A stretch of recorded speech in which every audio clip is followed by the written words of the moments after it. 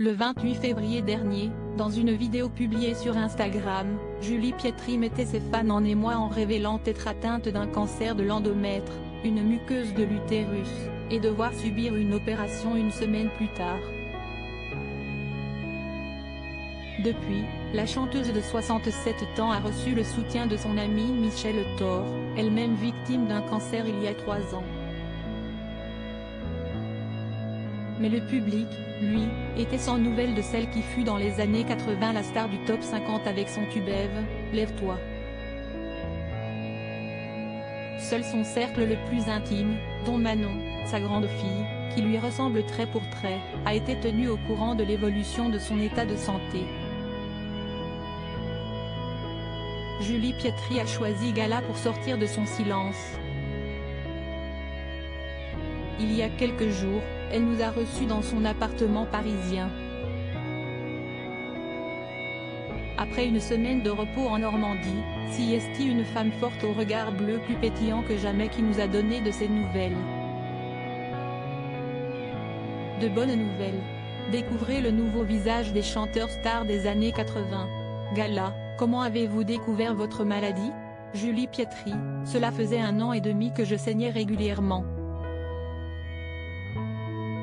Et en décembre dernier, ça n'a plus arrêté, il n'y avait plus un jour où je ne saignais pas. Ce n'était pas normal. J'ai fait une hystéroscopie, un examen de l'utérus sous anesthésie générale. 8 jours plus tard, le chirurgien m'a livré le résultat des analyses, j'avais un cancer de l'endomètre. Gala, qu'avez-vous ressenti à l'annonce de ce diagnostic? Je m'y attendais un peu. En tant que femme, j'ai toujours eu un parcours de santé difficile, qui a commencé par une endométriose dès l'âge de 12 ans. Et il y a le stress de mon métier, l'adversité que l'on traverse quand on monte sur scène. Je suis convaincue qu'il y a un lien de cause à effet.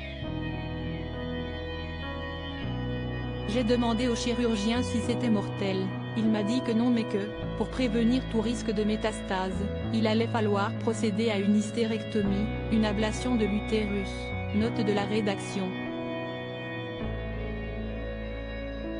Gala, vous êtes donc entrée en clinique une première fois mais les choses ne se sont pas passées comme prévu.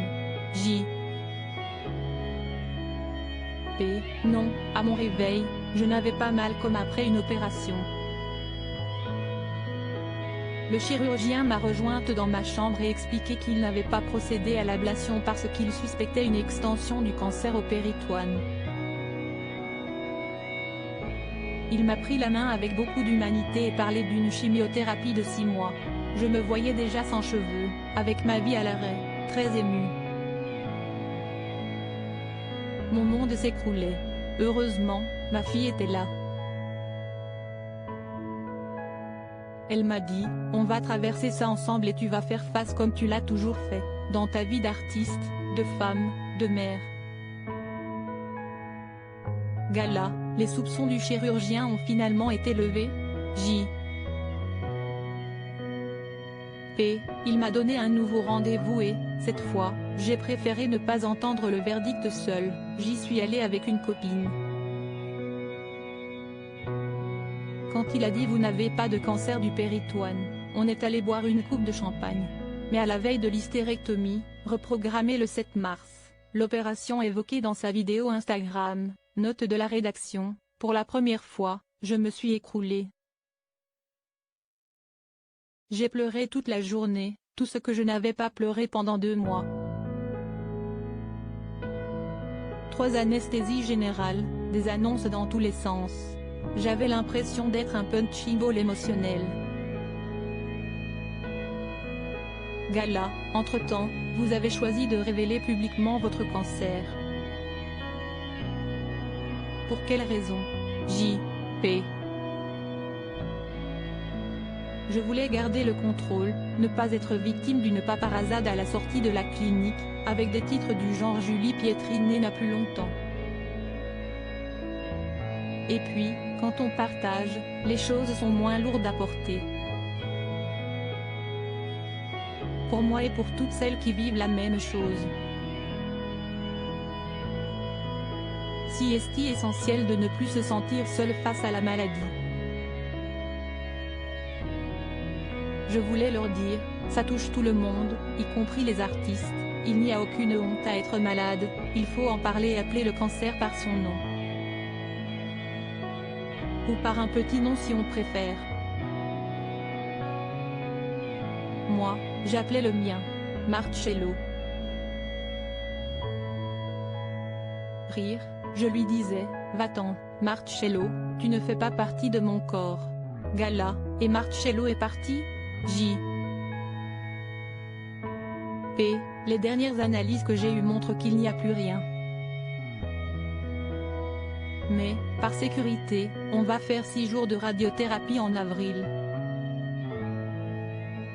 Et en mai, je vais recommencer à travailler ma voix avec mon coach vocal. J'ai besoin de retrouver du souffle pour tenir 2 heures de spectacle. Car le chirurgien l'a assuré, je pourrai remonter sur scène en juin. Gala, le soutien de vos proches a-t-il été décisif? J. P. A. Oui, mon entourage a été merveilleux. J'ai pu compter sur ma fille et mon grand frère, qui m'a donné des tas de conseils. Depuis 3 ans, je suis une adepte de la méditation. Mon frère m'a donné des mantras à réciter. J'avais un petit carnet. Il ne faut pas hésiter à se réciter des mantras, comme par exemple, tous les jours, et quoi qu'il se passe, je vais de mieux en mieux. Même si ça peut paraître stupide, ça fait du bien de se répéter ça quand les choses vont mal.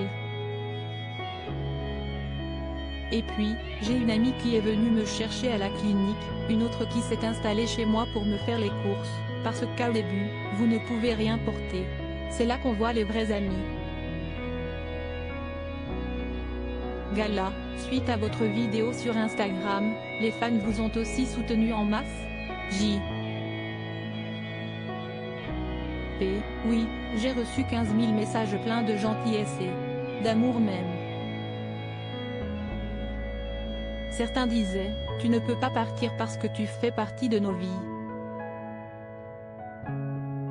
Ça fait chaud au cœur et, franchement, ça soigne. De mon côté, j'ai décidé de m'engager en témoignant de mon expérience dans les rencontres organisées par l'association Rose Up, qui accompagne les malades du cancer, note de la rédaction. Gala, comment vous sentez-vous à présent? J. P. J'ai vécu 2 mois d'enfer mais je vais plutôt bien. Je remercie mon corps. Je le trouve gentil avec moi, il récupère vite et n'est pas trop cassé. Et sur le plan moral, je suis quelqu'un de très combatif, une warrior comme dit ma fille. Moi qui écris la chanson Ève, lève-toi, je dirais que je suis une Ève debout, qui se lève et se relève. Crédit photo, @Yves Botalico.